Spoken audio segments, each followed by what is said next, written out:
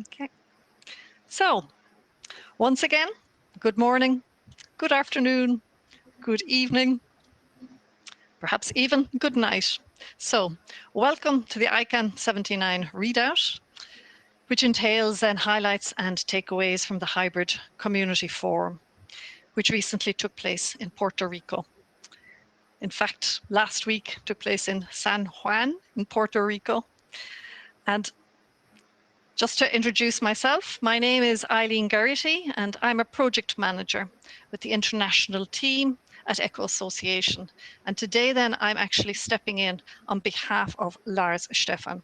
So Lars Stefan then is the head of international digital infrastructure and resilience at the ECHO Association.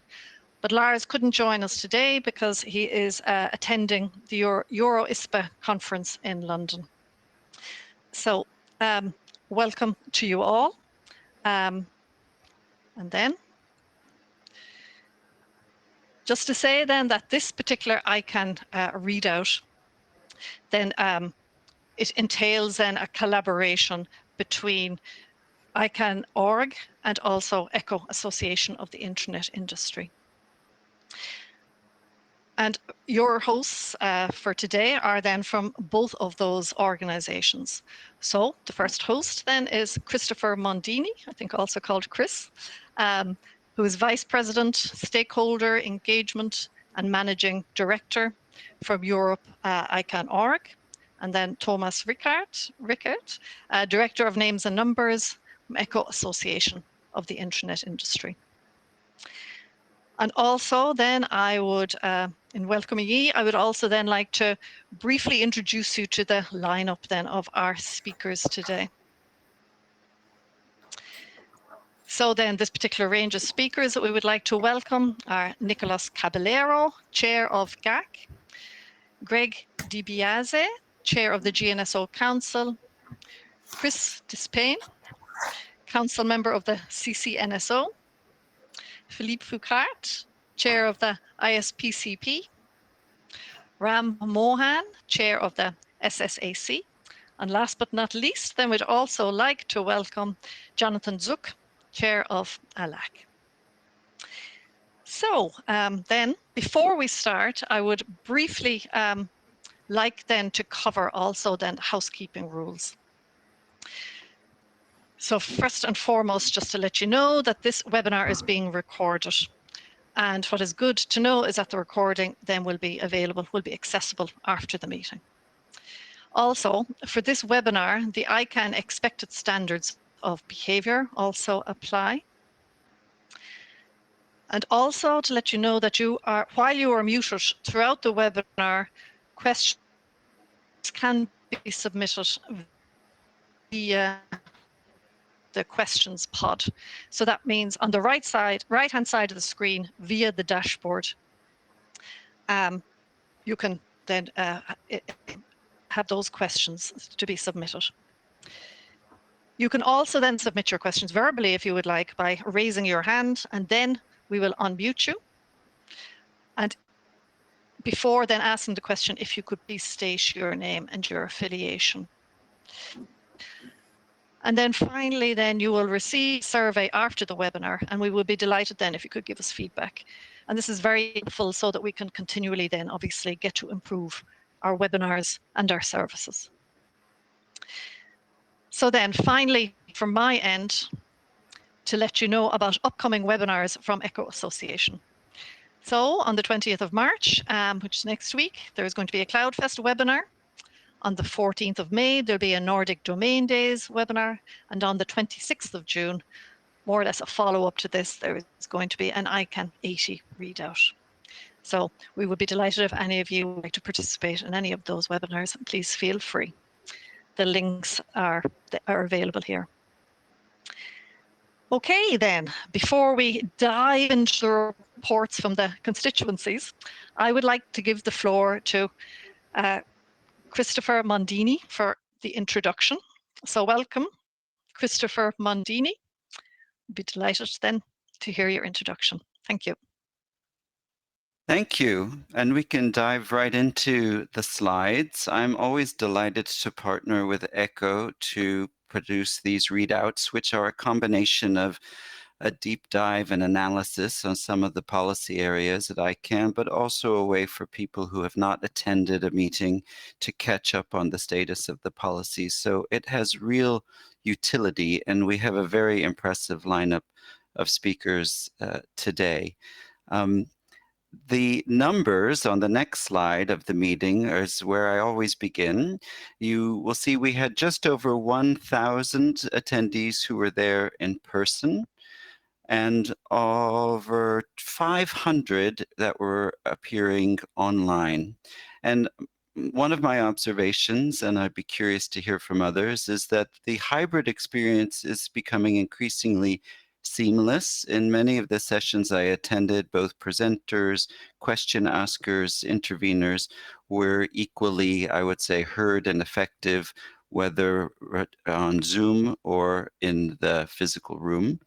And another observation I have relates to the Next Gen program of graduate students who attend ICANN meetings. I had a chance to hear some of their research projects relating their technology research work to ICANN, and was very impressed with the quality of their research. So we would be lucky to recruit them to various constituencies in the future.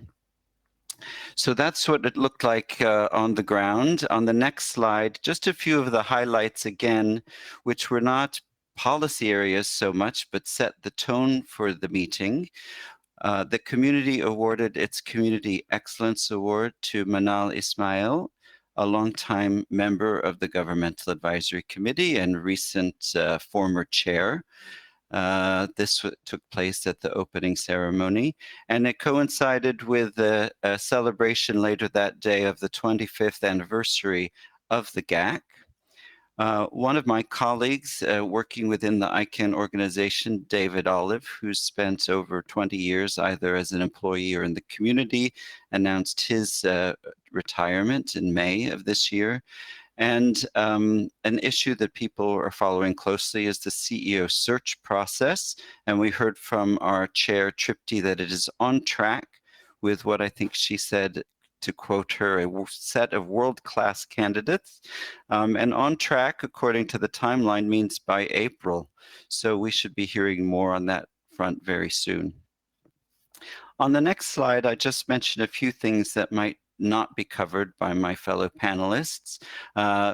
The grants program will kick off later this month. This is to disperse funds to worthy causes, and the funds originated from a prior expansion of the generic top-level domain program. There was a plenary session on the last day to talk about ICANN's desire to help set up a mailing list, website, information sharing, clearinghouse platforms for the many different individuals and organizations interested in contributing into the discussions of United Nations processes of internet governance. The strategic plan, which is about to the last 5-year plan, which served us very well, and which I have pasted on my wall next to my computer, it will be replaced by a new one, and that is underway with a lot of community input to set us up for the next 5 years. We held a Europe space to help Europe-based stakeholders who may not know each other get together and discuss topics of mutual interest. In this case, again, a lot of the United Nations conversations around internet governance, and also a presentation of the June 2024 Europe Dialogue on Internet Governance that will take place in Lithuania. Coming up in the coming days, 2 weeks from now in Belgrade, we'll have our Universal Acceptance Keystone event. This is to raise awareness about making internationalized domain names work in diverse platforms and software applications. We have for registries and registrars a meeting in May 6th through 9th taking place in Paris. I suspect you know about that if you're in that sector. And then finally, the ICANN80 meeting will take place in early June and will be preceded by a high-level governmental meeting at the Kigali Convention Center. So these are some of the things that were top of mind and coming up on the calendar, just to raise them for your awareness. So thanks very much. I look forward to the conversation. Okay, thank you very much then, Chris. That was great insights there. And now I would like to hand over to Thomas, who will take us through then the further readout. Thank you, Thomas. Thank you so much, Arlene, and welcome everybody.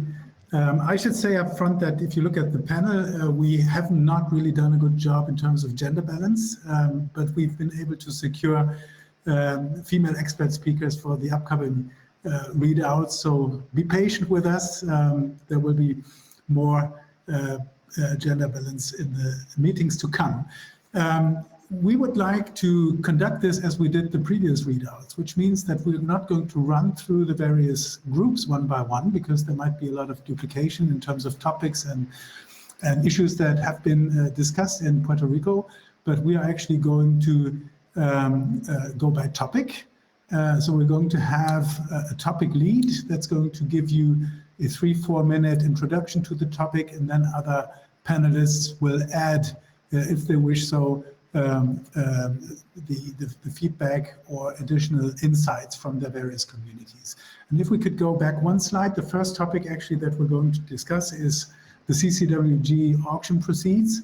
And whilst this name sounds very boring, actually there's a little bit of drama behind that, because we saw the board's action being challenged by parts of the community. And we're now curious to hear from Greg how this has played out and how the next steps are going to be. Greg, over to you. Sure, thanks, Thomas.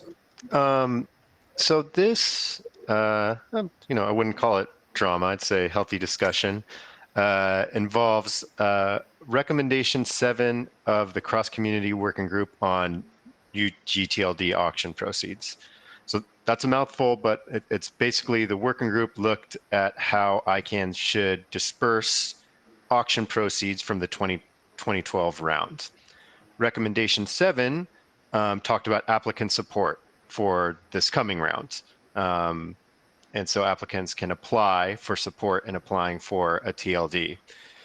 In this recommendation, it said that applicants or that ICANN should disallow accountability mechanisms like the independent review mechanism, an IRP, that could be used to challenge a decision by the applicant review board.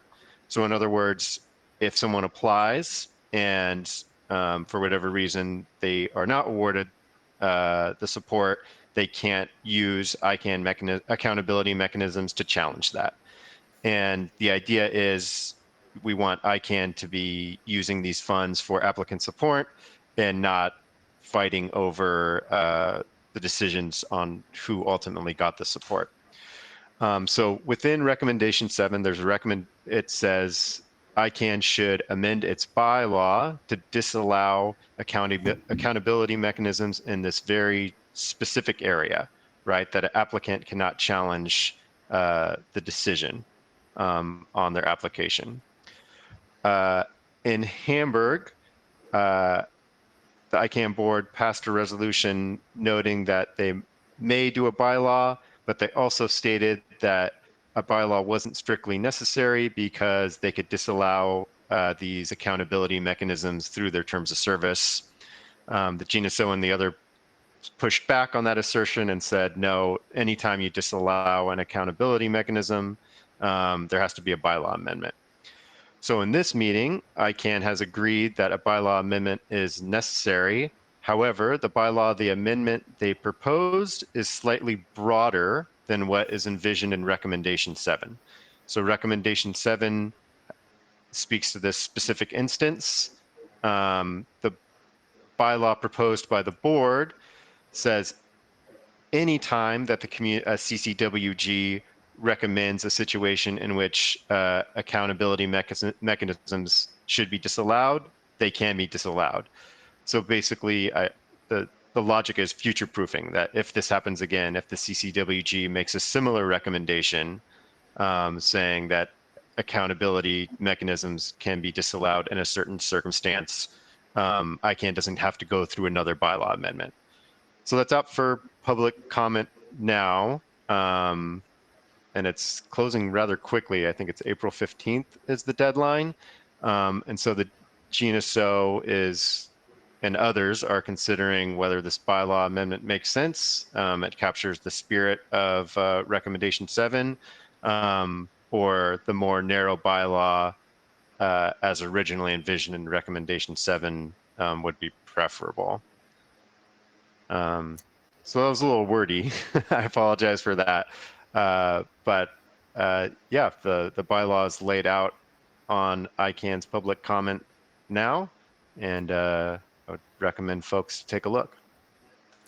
Thanks so much, Greg. I mean, this is a very complicated topic, and I think you describe it excellently in a very concise manner. Any additions from other panelists, or shall we move straight on to SubPro? I don't see any hands raised, nor do I see any questions in the questions part. So I think you have exhaustively covered the issue. Thanks so much, Greg, but you can keep your mic open and introduce the current state of play with respect to SubPro to us. Sure. So the recommendations for the subsequent procedure, which refers to the next application period for new GTLDs, the GNSO sent a set of recommendations to the board for their approval. The board approved most of them, but, quote, non-adopted a subset because they had additional questions or concerns that they wanted to discuss further with the GNSO. So there was a set of recommendations that were resolved through a clarifying statement. In other words, the board had a question, well, what did you mean exactly by this language? The GNSO clarified, and then the board adopted those. There is a remaining 6, I believe, recommendations where the wording needs to be tweaked to address a board concern. And so there's a small team with the GNSO Council proposing supplemental recommendations to hopefully address board concerns, but without changing the underlying intent of the recommendations. So these supplemental recommendations were presented to the community at ICANN79 for any feedback or concerns about them. There was not a lot of feedback or concerns about them. I think most are relatively straightforward.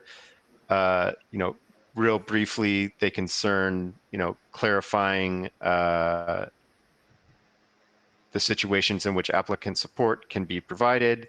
There's some clarifications around string similarity, which I think Chris can speak to more.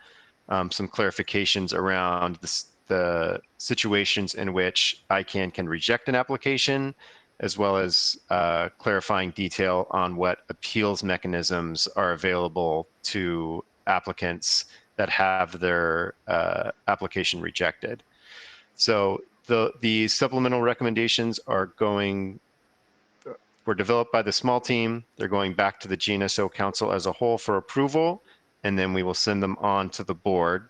Hopefully the board will accept the recommendations, the supplemental recommendations, and we can move forward with SubPro. Maybe I'll stop there because I think perhaps Chris had more to add on the string similarity issue. Let's move straight to Chris. Chris Disspain, floor is yours. Thank you, Thomas. Thank you, Greg. I'll be brief, but the single plural issue it sounds like a relatively simple one, but as is the way with ICANN has managed to get itself into a complicated knot, which hopefully we'll be able to untie. In essence, the original recommendation from the SubPro policy development group was that this time around, singles and plurals shouldn't really be allowed. In other words, if you have an existing single, you shouldn't be allowed to apply for its plural. And if 2 new applications come in for a singular and a plural, they should be treated as in the same contention set, and only one of them should be allowed. There were some slightly more complicating additions to the recommendation, which the board had some issues with, and so they sent it back. those slightly more complicated issues in the recommendation, which Thomas already been dealt with, but it turns out that that there is still some resistance on the board to the overarching concept of singles and plurals not being allowed, which, considering that this particular recommendation from the policy development process was, I think, the only one that was completely unanimous. In other words, every part of the policy development process, from GAC to at large to everyone else participating, all agreed to this recommendation. It seems a tad complicated for the board to be taking a different view. That said, the situation now is that the recommendation will be coming back to the board from the GNSO, and the board has reached out to some of the small group to have a conversation about the recommendation to see if the board can be persuaded that the recommendation should remain as is. If it doesn't, then I guess we're in a situation where they have to trigger a rejection, and that will affect the timing of subpro. But I'm hopeful that that won't happen. Thanks. Thanks very much, Chris. I know that Jonathan also wanted to speak to that, but Greg has raised his hand. Greg, is this a direct follow-up to Chris? Yeah, and I think just adding some context around the board's concern, I think they were concerned it may not always be so simple. In other words, they say it may, judging whether a thing is a single or plural can be more complicated. And I think in the supplemental recommendation, we added clarification. We expanded it from they can look at a dictionary to they can look at, linguistic resources more broadly to try to give them some more tools in this analysis. But what I think Chris said is basically right, that the underlying premise that the GNSO or the recommendations were very clear on, the board still seems to be struggling with, but we shall see. Thanks so much. Jonathan Zuck wanted to speak to the issue of PICs and RVCs, which is also relevant in this context. Jonathan, fire away. Sure, thanks, Thomas. I mean, one of the topics that was a heated discussion at ICANN79 was the issue of so-called registry voluntary commitments. So when an organization submits an application for a new string that they want to manage, so for people in the audience, that's the top level domain, the part to the right of the period, like .gallery or .photography or something like that, and they want to make their application seem better, they'll often make some commitments to the community around that. So in the case of some heavily regulated industries like .pharmacy, for example, they might make a commitment that says that they would make sure that only licensed pharmacies are able to get that string so that you could have an increase in trust, for example. Others have made commitments around how they will handle copyright violations on their top level domains, et cetera. And so there's a wide range of these so-called voluntary commitments. The issue, of course, is that once you've made these commitments, they're no longer voluntary.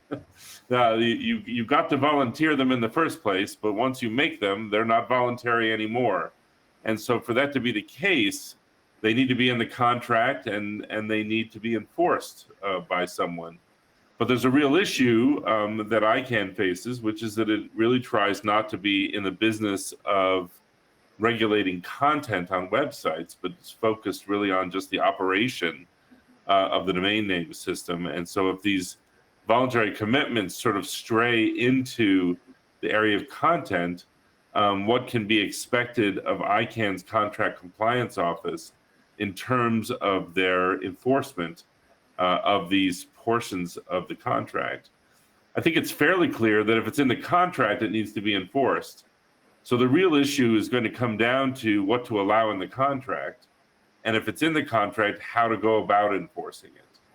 And so that was a big part of the discussion about what kinds of RVCs should be allowed and not allowed, and if they are allowed in, how they should be enforced, and including some recommendations about third parties, for example, being involved in assessing a particular registry's compliance with the commitments that they've made, so that you might have a third-party audit of the operation of a particular string and then report on whether or not that string is in compliance with the commitments they made. And then that information could in turn be used by contract compliance to use its power to potentially withdraw that contract if the contract's in violation. So that was a big part of the discussion that was going on, and there's a lot of emotion on both sides of that issue because of the desire to keep ICANN out of the world of content. And so that's the there's discussion about whether or not a bylaw change would be necessary to allow enforcement, but there seems to be consensus among the community that we don't need nor want a bylaw change, but that we do need to find a way to choose which RVCs can be included, and if they're included, how they should be enforced. So that was one of the interesting topics from ICANN79 as well. I don't know how long I should take talking about it before we have a discussion about it potentially, but that was something I just wanted to bring up because it was certainly a hot topic at ICANN79. Yeah, definitely. Thanks so much, Jonathan. So I see that Nico has his hand raised, and Nico, I'd like to congratulate you on your T-shirt, which is the ICANN78 Hamburg T-shirt. Well done. And the floor is yours. Just before you take the mic, there's a question in the question report relating to recommendation 7. And in fact, we have been discussing recommendation 7, but we were on the topic of the CCWG AG recommendation 7. This question is relating to the EPDP phase 1 set of recommendations. We'll get to that if we can, but since it's a little bit out of context, I want to stick to the readout topics first, and then maybe we can take it at the end. Nico, please. Thank you, Thomas. Just building up a little bit on what Jonathan mentioned, we also, had, a long discussion about the, the PICs and RVCs issues, and the discussions, in the GAC, were basically framed by GAC advice, back in ICANN77, the Washington, D.C. communique. So, the most, I would say most GAG members shared, wide, a different range of views on the issues, but there are three main I don't want to, be too long here, but the first point being that the committee, the GAG needs adequate time, to analyze and consider, the whole issue, which is rather complex, especially for the ones like myself who are not lawyers, right?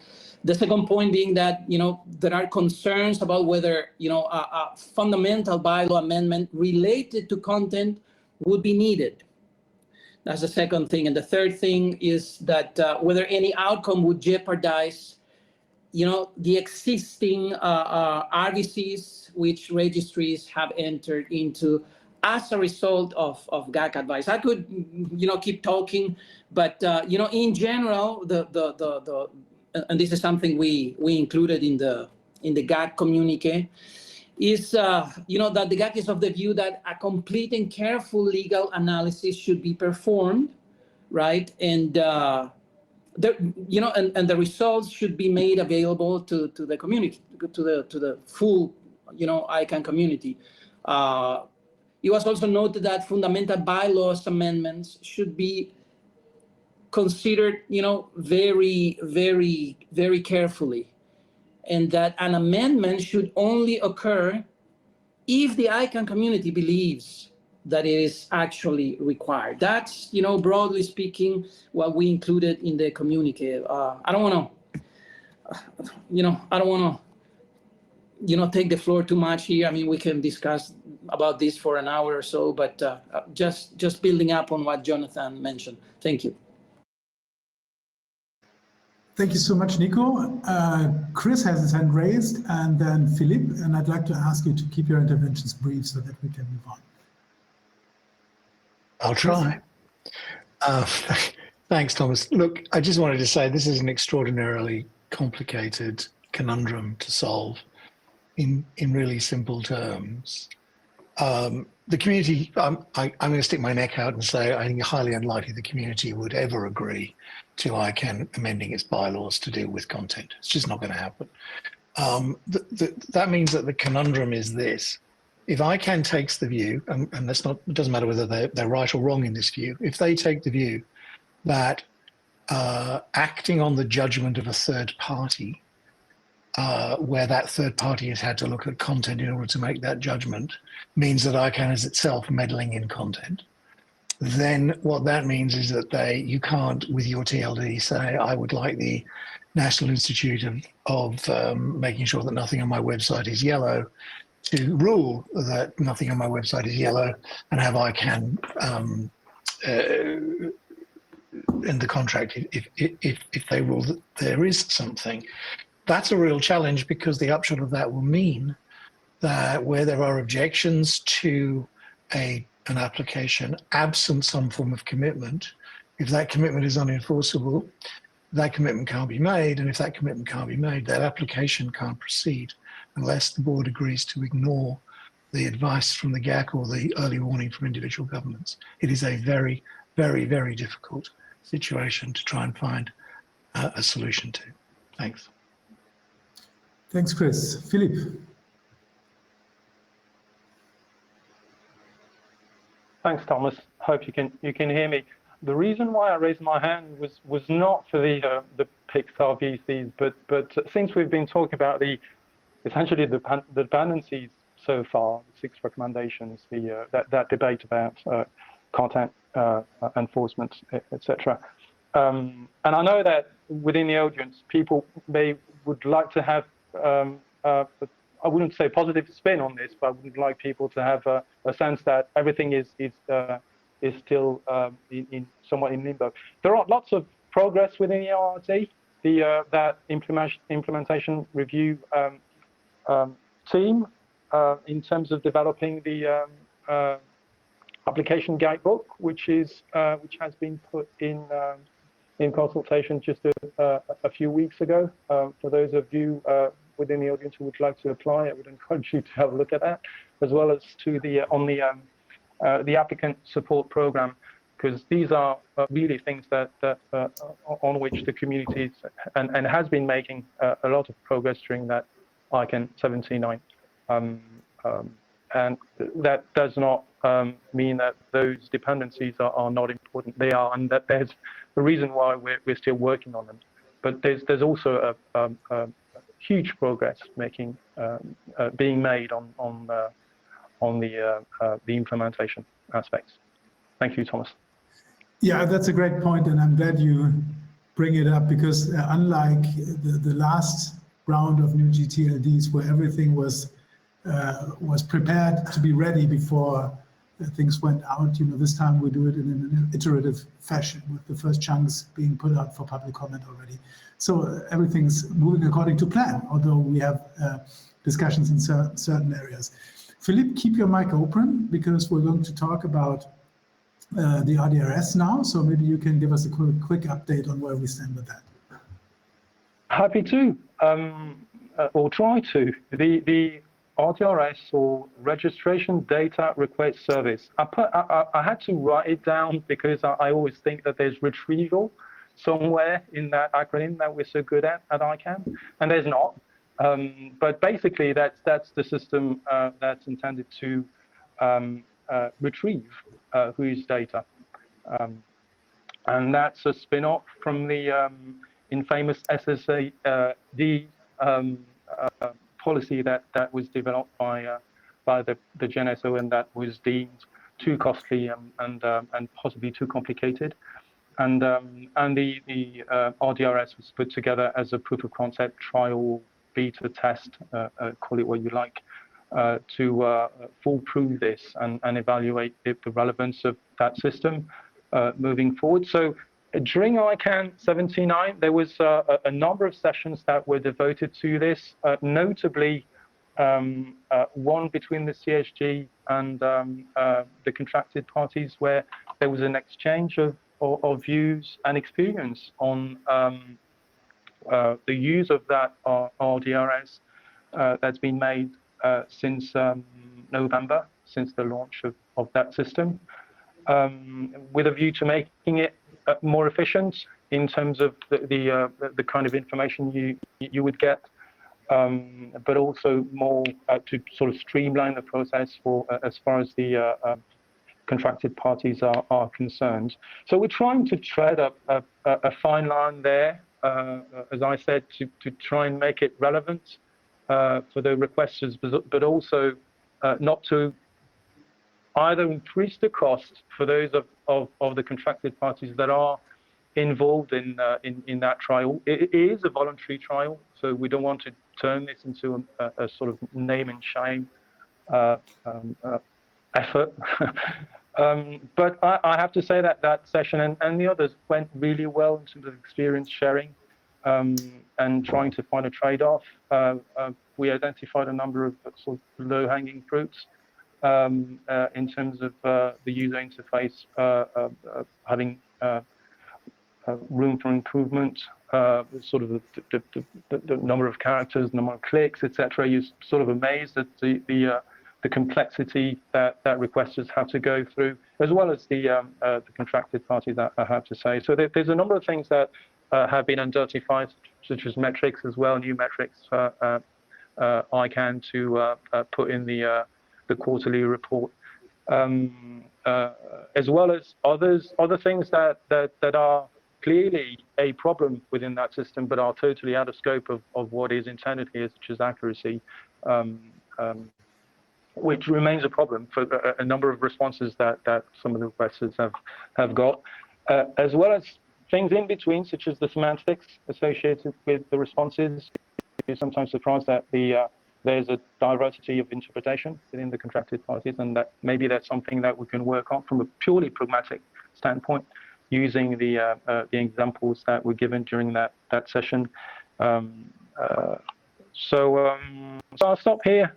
And in conclusion, as a side note, Org has confirmed that funding for that is for 2 years for the full duration of the project, provided the community would think that the trial is worthwhile pursuing for 2 years. But that's been confirmed as well.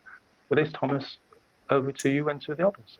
Yeah, thanks so much, Philippe. I see 2 hands, Greg and Nico. If you could keep it brief, please. Greg goes first. Sure. I was just going to note, adding on to Philippe's comment, that this is a pilot effort. It's not policy. It is to inform what the board should do with the policy regarding building a standardized system for requests. So it's not the full-fledged system that was recommended in the EPDP, but it's a pilot to gain data on requests in general. What is the volume? What are issues people seeing? And hopefully that will inform next steps for the board. Thank you. Nico. Well, thank you for that, Thomas. Actually, Greg took my words. I just wanted to, to mention that we, the GAC, supports any efforts, to maximize participation in the RDRS. That's on the one hand. On the other hand, I wanted to mention that we also look forward to continuing, to working with the GNSO standing committee on the RDRS to address any kind of challenges, any kind of problems, any issues, in order to suggest improvements to the RDRS. And for example, some specific issues might include confidentiality of law enforcement, requests, on the one hand. On the other hand, voluntary participation by CCTLDs. I mean, there are many other issues that might be, that we might need to take into account. So, but in general, based on the feedback that was received from many different stakeholders and many different communities, so to say, the GAC, I mean, we basically encourage further review to take place in order to erase or eliminate, so to say, any unnecessary and confusing elements of the current, the requester interface. So just, I don't want to go any deeper, but those are just some comments I wanted to make, building up on what Greg and Philippe mentioned. Thank you. Thank you so much, Nico. Now, maybe you can go back one slide to show the beautiful full name of the PPSAI. So on the next one with the RDRS, and then we have the two forward. Yeah, this one. Because on this slide we have something very new, the RDRS, and something as old as the hills, which is the PPSAI recommendations. And Greg, if you could just say 2 or 3 sentences about where we stand with that.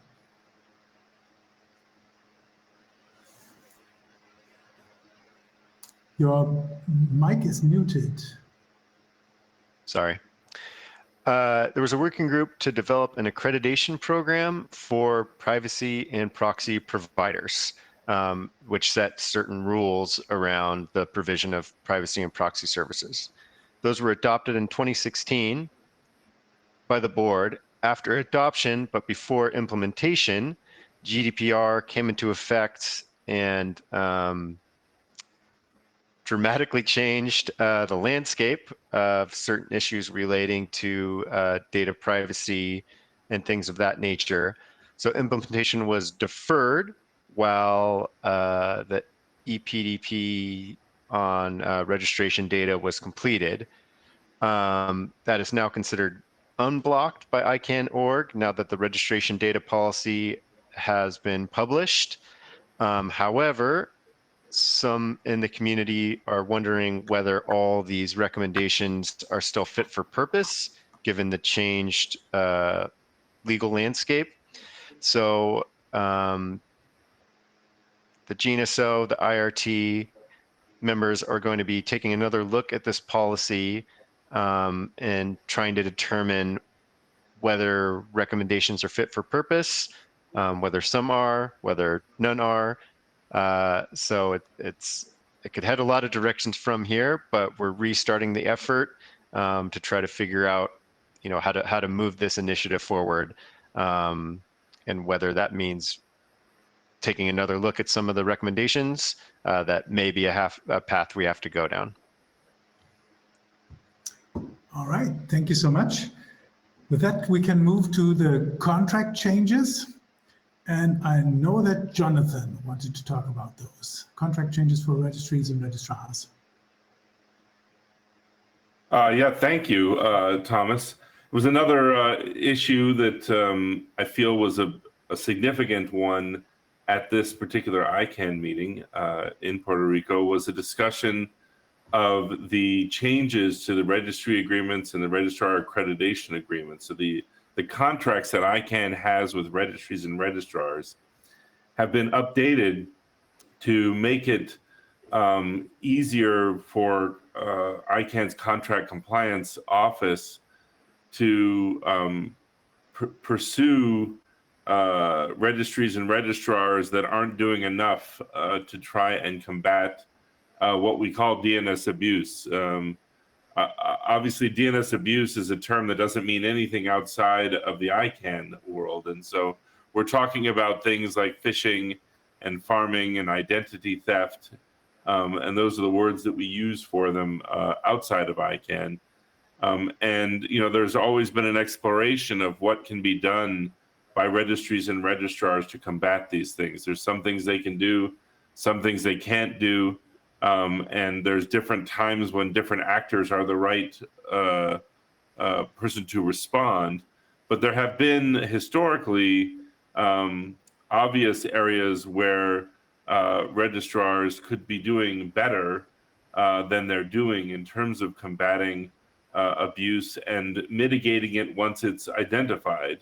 But the contracts have lacked the language that was specific enough to allow them to take action against these registries and registrars.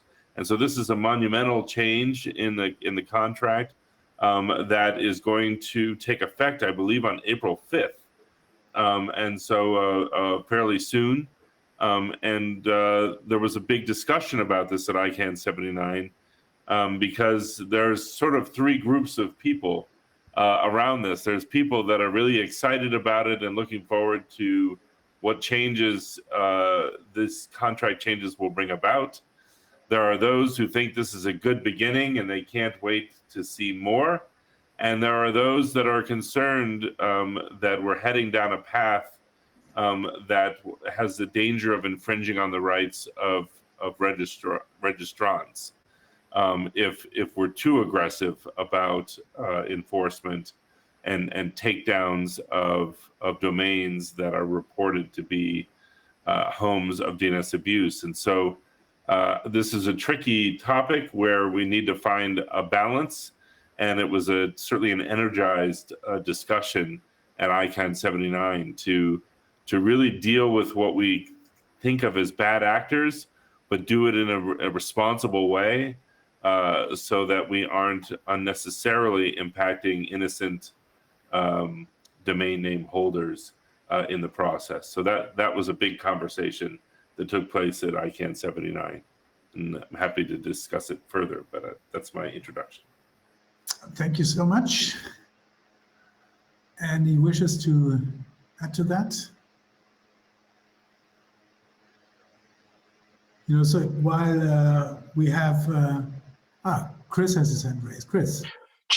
Thanks, Thomas. Just to say that post April the 5th through the Contracted Party Summit in Paris, ICANN 80 and Kigali and onwards, the registry and registrar stakeholder groups intend to have continuing conversations with ICANN compliance, both in private and transparently in open meetings, to talk about how they are dealing with the amendments, how they are dealing with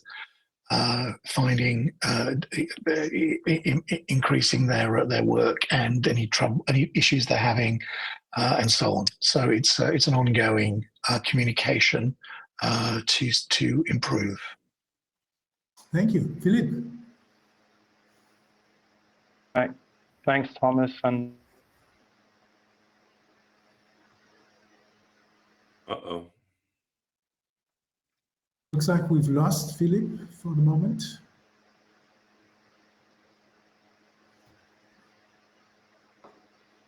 So I can't hear Philippe. Maybe there's a technical issue. I suggest that we go back to Philippe once he's back on board. And while Ram Mohan unmutes his microphone to talk about name collisions, let me just add that, you know, we need to be very cautious in our discussions to not conflate the overall amount of DNS abuse that we can measure out there and the effectiveness of the contract changes themselves, because the contract changes are meant to make non-responsive registries and registrars more responsive. So what we should track there is whether these changes made previously silent registries and registrars speak to ICANN compliance, and also whether ICANN compliance is able to escalate and ultimately de-accredit bad actors that are not willing to step in against DNS abuse. Now, I see Philippe is back. Philippe, you were cut off one way or the other. Do you want to give it another try? Let's try again. It was a very simple note to say that the variety of views that Jonathan was referring to earlier was actually not only across the SOACs, but within the NCPH, within the GNSO. We have that variety of views on how those new provisions may play out. Part of the CSG, for instance, will would be willing to engage in those interactions that Chris was referring to earlier, the reports that will be made after the launch of the new contract. So really, it's not a matter of one ISO opposed to another. It's really even within our own house, there are those three camps, sort of. Thank you, Thomas. Thank you very much. And now let's move to Ram. Mohan, welcome. You're going to talk about name collisions a little bit. Thank you, Thomas. I hope you can all hear me fine. I wanted to share a little bit about what the Security and Stability Advisory Committee, the SSAC, of which I'm the new incoming chair, our main conversation at the ICANN79 meeting was about the analysis of name collisions. For those of you who don't know, the technical term name collisions simply mean two TLDs or two sets of TLDs, if you will, one that is on the public internet and one that is in a private system that a set of computers or systems try to access and that get confused because they don't know which is the right TLD to go to. So that is name collision. The board had asked the SSAC to review this topic to see what can be done to mitigate the problem and to actually assess whether this is a real problem or not. A few conclusions have come out. Topmost of all of them is that name collisions continue to pose a persistent threat to DNS security and stability. So that's a clear takeaway. Now, what the SSAC is working on is it's proposing a name collision risk assessment framework. And that framework consists of doing integrated risk assessment, a technical review team to be constituted, collecting data in a more enhanced manner, and then assessing the name collision. And we're proposing one of four methods that by which name collisions should be assessed. Now, one of the critiques that has come through from ICANN.org's legal department is that the enhanced data collection poses a risk because in collecting such data, personally identifiable information comes through, and that results in a data privacy violation for individuals. And therefore, in two of the four cases or assessment methods that we are proposing, ICANN.org has opined so far on the legal side that it may be improbable, if not impossible, to conduct those kinds of name collision assessments. Our view of that so far in our analysis is that it's actually something that is unavoidable. If the organization wants to carry out its mandate to preserve the security and stability of the name system, then it's got to study name collisions because that is a naturally occurring condition and it's increasing, it's persisting as a threat. So you have to study it. You have to make decisions based on the data that is collected. And right now, we're a little puzzled with the ICANN.org stance that such data collection is potentially impossible, and also some kind of a suggestion that the data collection should be kind of outsourced to the TLD applicants. We actually think that, either way, whether you collect the data as soon as the application is made, or you collect the data when the TLD is delegated, you still have to collect the data, you still have the privacy risk. But we think actually that it's potentially safer for one organization, ICANN, to, in a coordinated, centralized manner, identify the privacy risks and manage the privacy risks while gathering the data that is necessary for a technical review team to decide whether a string is going to be dangerous in the short term or in the long term to be delegated to the internet. So in general, where we're going with the advice is, and we had a very good session with the ICANN board, as well as with ICANN org's legal department with Dan Halloran, the chief data privacy officer. Excellent conversations. But in general, where our advice is likely to land is to tell the board, listen, the privacy considerations are real, they're serious, you got to be looking at them in a serious way. But if there is a place where you have to pick, and you have to pick between privacy considerations or security and stability considerations, we think that ICANN ought to be siding or leaning further towards security and stability considerations rather than the privacy considerations, without ignoring the fact that there are real privacy considerations here. So that's the net of it. We will put a final report out the 1st of May, and then I'm sure there's going to be quite a bit more vigorous discussion in the community. ICANN.org has also put out some comments that speak to the cost of doing this and potentially the time frame associated with it. And inside the SSAC, it has been, I think the way to describe the response to that has been a shrug of the shoulders to say, yes, security and stability and the preservation of that takes time and money. And in fact, the method that we're proposing is likely to not increase the time for delegation from the application. Thanks, Thomas.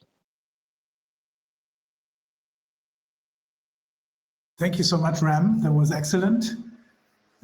Anything to add or any questions for Ram?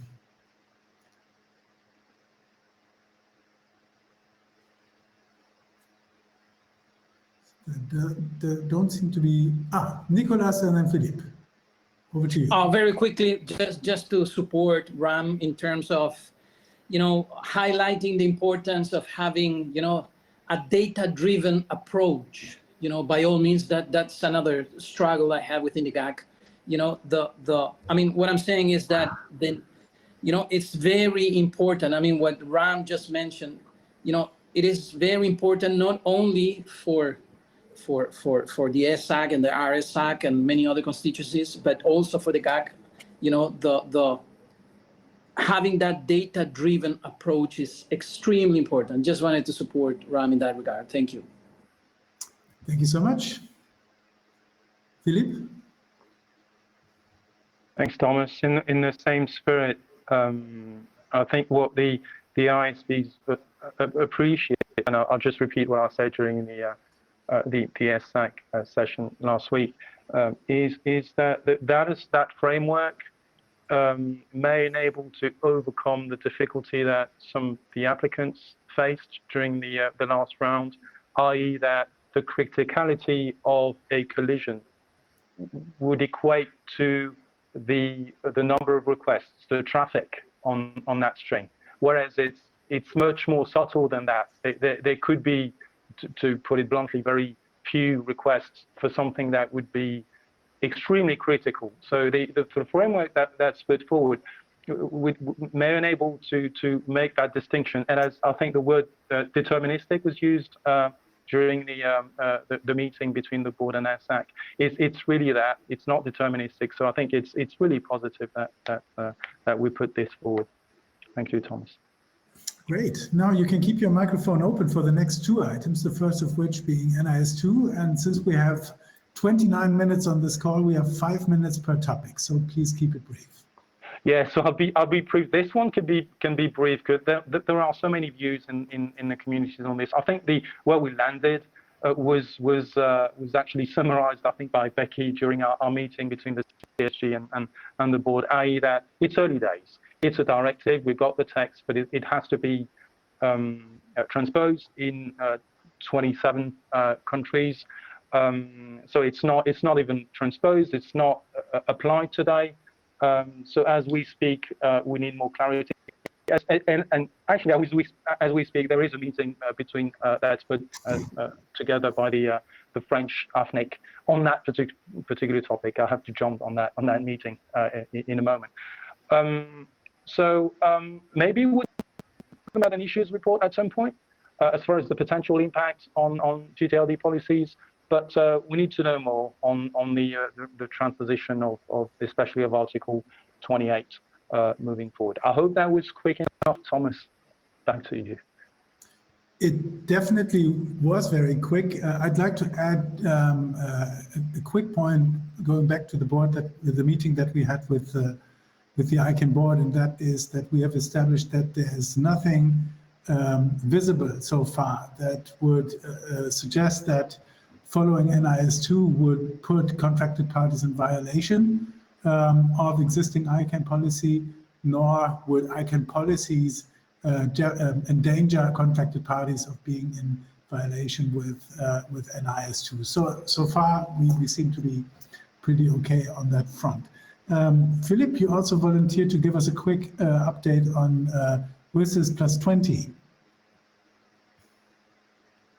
Thanks, Thomas, and hopefully that's just a start, because I know lots of you would have many things to say. I'll just refer to the session that we had on Thursday on the geopolitical and regulation development updates by org. We were provided the various milestones that relate to WSIS +20.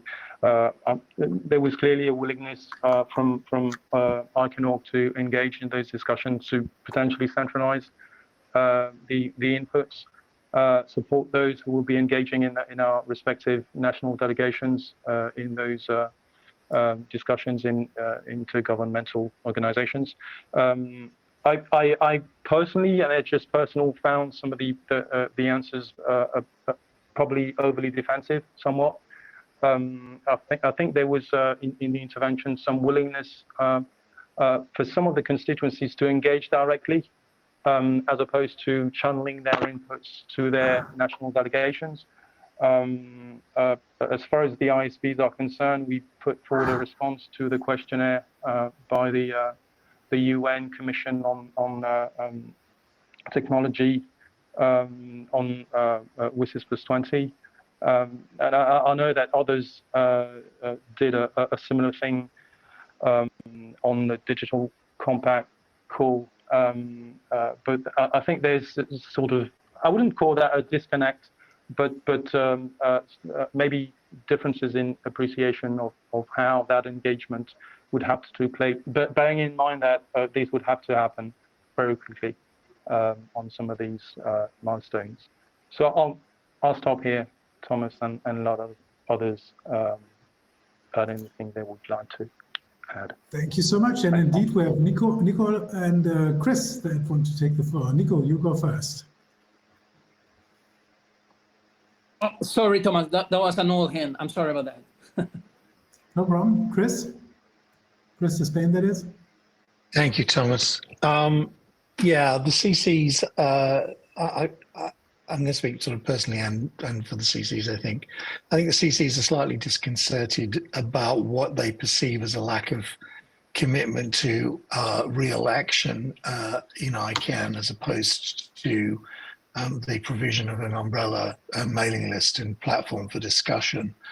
A number of CCTLDs and in fact GTLD registries and registrars have been discussing what action they should or should not be taking. And I'm not talking about tight timeframes for GDC comments or stuff like that. I'm just talking about the next, effectively, two years, not quite 2 years, 18 months. While we work our way up to WSIS 20 and threats to the IGF. I think it would be fair to say that that the community is very concerned about the perceived threats to the IGF, and that the removal of the IGF and its replacement with some sort of other body that doesn't have a role for the multi-stakeholder model, or if it does not include the tech community in a separate capacity, which GDC does not, is likely to be detrimental, and effectively means that there is no longer a multi-stakeholder forum for discussion and puts ICANN under a high level of threat, because it will in fact be the only body left standing that is a multi-stakeholder based, and the rest of it will all be being done by governments, and therefore it becomes an even bigger target than it is already. There's much work to do on this, and I hope that ICANN takes the quite substantial feedback that it got at the geopolitical forum in San Juan back and thinks again about its level of commitment. Thanks. Thanks, Chris. With that, we can move to Jonathan Zuck again. Jonathan, you wanted to report about the discussions on DNS abuse that you had.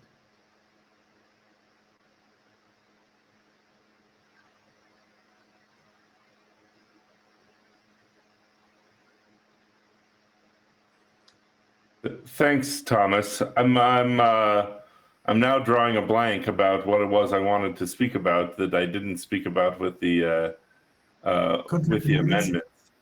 So it may be that I'm mostly done there. I mean, DNS abuse is a complex topic within ICANN, and certainly I represent the interests of end users. That's what the at-large community inside of ICANN is intended to do. And so we view DNS abuse in the worst possible way, whereas sometimes, you know, in the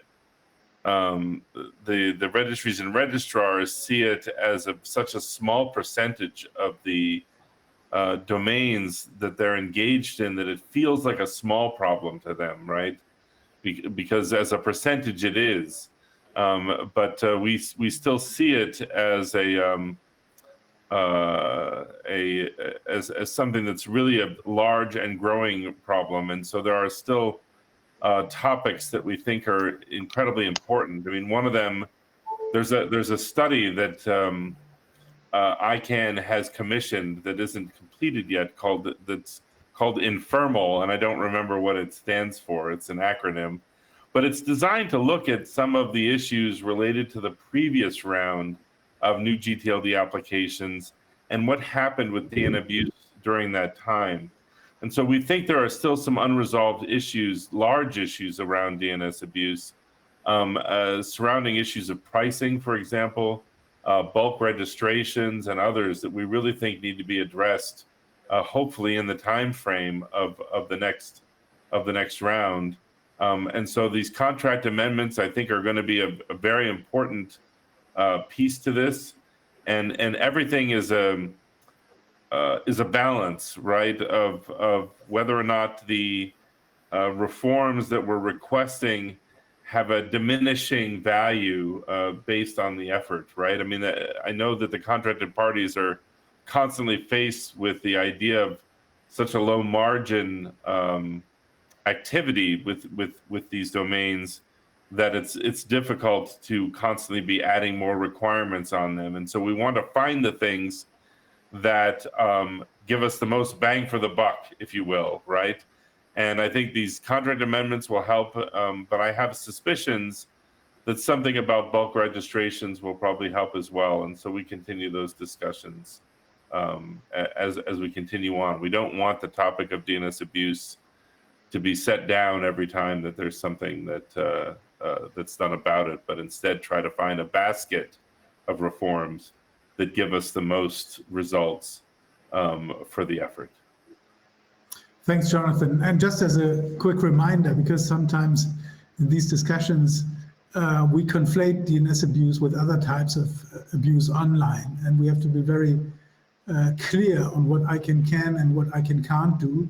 So whenever we talk about DNS abuse, and you're right that this sort of an artificial term that's only used in the ICANN world, it's phishing, farming, malware, botnets, and spam to the extent that it's used as a vehicle to promote one of the four that I mentioned above. So yeah, the bottom line is people, I think, you know, if we really simplify it, we're looking at domains that are registered specifically for evil purposes. I mean, that's really the issue at hand. What we call maliciously registered domains, right? Another conversation is about compromised websites, and that's harder for the registries and registrars to help with, and that may suggest that we need to get hosting providers more involved in the mitigation discussions that we have inside of ICANN. But as far as the registries and the registrars in particular are involved, it's about the domains that are registered with bad intentions to begin with. Can we do a better job of determining whether or not they're bad intentions before we allow the registration to take place? And can we do a better job of taking them down once those bad intentions are discovered? That's really the issue. I think that if we were really to boil it down to its most simple form, that's really the issue of DNS abuse inside the ICANN community. And I guess that's an ideal opportunity for me to throw in a short promotional spot, and that is, if you're interested in this, if you're interested in making sure that the conversation is on point as far as ICANN is concerned, and if you're interested in bringing other players on board so they can all take or live up to their roles and responsibilities in the entire ecosystem, join ECO's Top DNS initiative. Promotional spot ended. Let's now move to the next topic, and that is an update from the GAC that Nico is going to provide to us. Over to you. Thank you for that, Thomas. As a matter of fact, I just wanted to build up a little bit, if you allow me, on what Jonathan was mentioning regarding DNS abuse. We also, we also welcome, the addition of new DNS obligations for contracted parties, right? That would basically will become effective as you all know in April. Next month, right? So we very much welcome the presentation from a third party on the topic of DNS. That third party being Clean DNS and DNS AI during ICANN79, during which several terms and several words or phrases were included in the new amendments, like actionable evidence, prompt action, and some requirements to stop and or otherwise disrupt, were discussed, and many other details.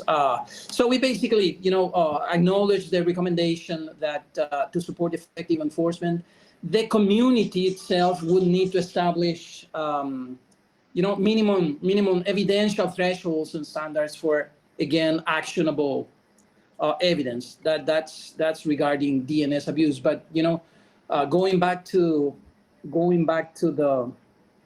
update from the GAC, well, there's many things I could mention, like the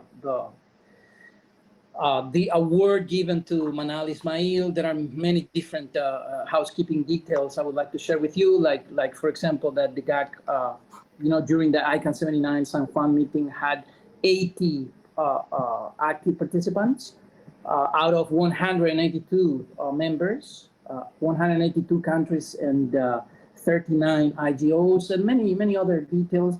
For the first time, we held this open microphone experience, or it was actually an experience. We had this open microphone session running, if I recall correctly, for 1 hour, or it was maybe 75 minutes.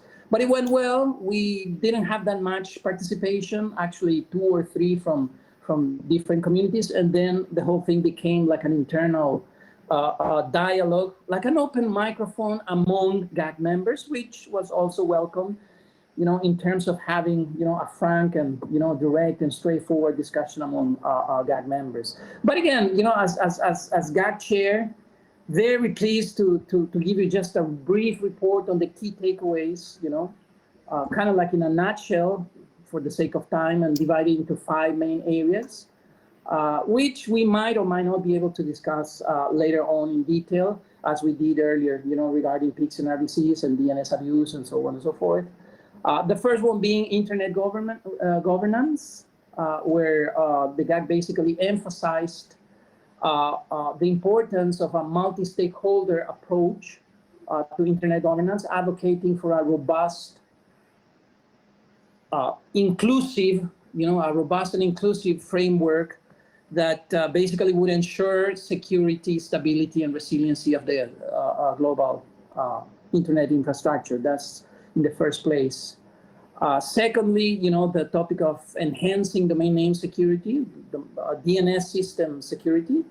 As you can see in the GAC communique, I'm not going to read the whole thing because it's publicly available, but we highlighted the need for continuous efforts to safeguard the DNS against threats and abuses. We were talking about DNS abuse. I'm not going to repeat phishing, farming, spam, and so on.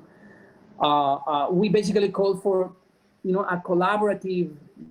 some more collaborative security measures and adherence to best practices to basically protect the foundational elements of the internet. The third point is related to compliance and accountability, and in that regard, we basically underscored the necessity for ICANN to enforce compliance with existing policies and contractual agreements. I'm not a lawyer, but the experts and the lawyers can give more details later on in that sense. And for the sake of time, I'm not going to get into the details. But in that sense, we stressed the role of accountability mechanisms in maintaining the integrity of the DNS. Speaking of lawyers, we also, addressed legal regulatory challenges. We discussed the complexities, and they are indeed complex, right, of aligning ICANN's policies with national laws and international agreements. We advised on the importance of legal clarity and basically the consideration of public policy objectives in policy development processes. And finally, the fifth topic was, fostering international cooperation. And we also included that in the communique with a call for enhanced international cooperation and dialogue among governments, especially during this complicated, let me put it that way, complicated geopolitical situation, at an international level. A call for enhanced international cooperation among governments, the private sector, the civil society, academia. We basically think that this collaborative effort is crucial for, addressing the transnational challenges faced by the internet community. I could go on and on and on, but these highlights basically reflect the GAC's commitment to guiding ICANN's policymaking, in a manner, in a way that respects the diverse legal and at the same time cultural context of the global internet ecosystem. And let me just stop here because otherwise I'll go on and on forever. Back to you, Thomas. Thank you. Thank you so much, Nico. That was great that you could give us such an insight into what you did last week in Puerto Rico. Now, the last agenda item is actually going to be a report from the ccNSO. And it looks like the CCs are trying to take a look at something that's sort of the holy grail of the domain name system, written by John Postel, RFC 5091. What's that all about, Chris? Over to you. Thanks, Thomas. Look, I don't want to give the impression that's all the CCs did in San Juan. We did a whole heap of other things on WSIS and what have you, and I've already had my say on a heap of those sorts of things. Very briefly, because it would be great if there was time for questions. A number of things have happened over the last few 6 months or so in the CCTLD world that have indicated that there may, and I stress may, be some gaps in the way that 1591, RFC 1591, which is the policy that governs delegation and redelegation of CCTLDs, is dealt with by IANA. I'll give you a very simple example. IANA has no real power to ensure that the data that CCTLDs provides to IANA about who is the manager, the contact details and so on and so forth are kept up to date. They have a process by which they send out notes and letters and requests up-to-date data, but they don't really have anything that they can do if it's not. That's just one example. Another example would be that there are swathes of 1591 that are not relevant anymore simply because they were statements made by John. For example, in 1591 contains the foresight for John saying it's highly unlikely there will ever be any other GTLDs than ComNet, Org, MIL, and a couple of others. So the question before the CCs is whether or not it's worth tidying 1591 up, taking out the extraneous matter that is no longer relevant, and making it easier for everyone to understand, and whether we should bolt everything together so that there is in essence one place to go for the policy rather than two or three at the moment. It's a very long-term discussion, as I'm sure you will all know. Any change to the way that ccTLDs are dealt with is incredibly politically sensitive and will take a very long time. But it's an interesting conversation, and I look forward to keeping you updated on what happens next. Thanks. Great. Thank you so much. Now let's go through a couple of the questions that have accumulated in the questions part. I guess this one is for Nico with please be brief. How would the GAC participate at the high-level meeting in Kigali? Oh, how would the GAC participate? Fully. I don't know. We are the ones who organize the whole thing with the local government, with the Rwandan government. And again, everyone is invited. We'll be very happy to see you there and participate in the sessions. The idea of the high-level governmental or government, we changed the name, government meeting is to be able to give our ministers back in our capitals a better view of the whole ICANN ecosystem, to better understand what the whole DNS industry is about. And again, everyone's welcome to be there. I don't know if I answered the question correctly, but so how is the GAC involved? Fully involved, 100% involved with the Rwandan government. Thanks so much, Nico. Question from Zamer Galot. Was there any specific discussion at the ICANN79 meeting which relates to protecting, advocating for human rights? And maybe I can take this one. I think there were many discussions that related to human rights and protecting human rights, specifically when it comes to the questions surrounding suspension of domain names, which can impair human rights, but also the disclosure of registration data and how that can be performed while honoring and protecting human rights. And now, what specific technical solutions or strategies have been proposed during ICANN79 to mitigate DNS abuse, and how do they aim to achieve this so-mentioned balance between effective mitigation and preserving registrars' operational freedoms? So did we talk about technical measures specifically? I think we discussed primarily policy matters, right? But if anyone from the panel has discussed technical measures, let me know. I think I would chime in if you allow me. We, during the DNS abuse session, we basically made reference to some standards, like reference was made specifically to SSAC 115, which in this case outlines, an 96-hour minimum standard, and as a matter of fact, the GAC, is of the view that we should develop a clear appreciation of what stop or otherwise disrupt means. It was recommended that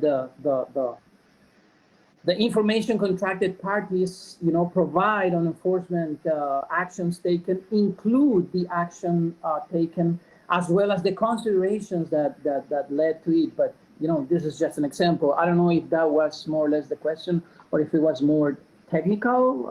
We can dive into the details as well, but I don't know. Would that work? That answer, I mean.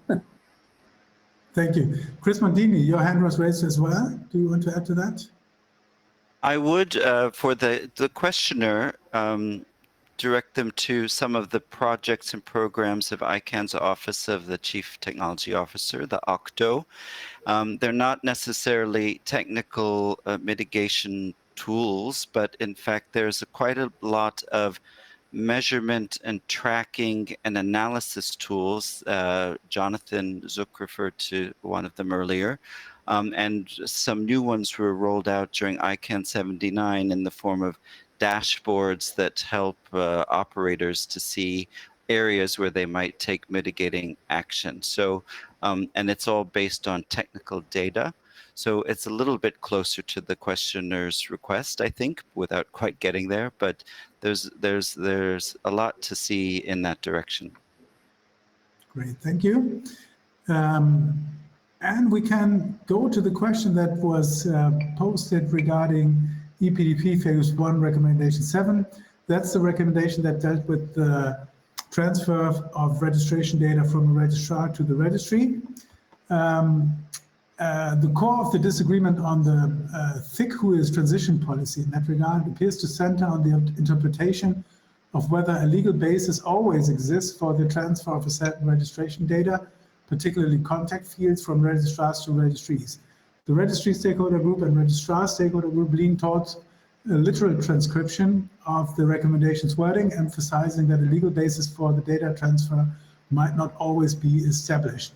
And other parts of the community think that our recommendation coming out of the EPDP always gives you a legal basis for the transfer of the data from registrars to registries, and that therefore the transfer of certain data is compulsory. Does anyone want to take that question? Okay, I volunteer. I've been on the EPDP team, and this question brings back sweet memories. I think that the intention was that you need to assert that you have a legal basis for this transfer. Some registries may have that, others may not, and therefore, you know, it's not a given that the data always has to travel from the registry, from the registrar to the registry, specifically data going beyond the new minimum data set as set out in the registration data policy. Now it's 1 minute to the top of the hour. I think we've cleared all the questions in the questions pod. This has been a great discussion. Thank you so much to all the panelists. Thanks to Sasha and Eileen for taking care of us so ably from a technical point of view, and Eileen for the introduction. Thanks to all of you that have participated in this discussion, that took an interest in what we're doing. Join us at one of our next readouts and have a great day. Bye-bye for now.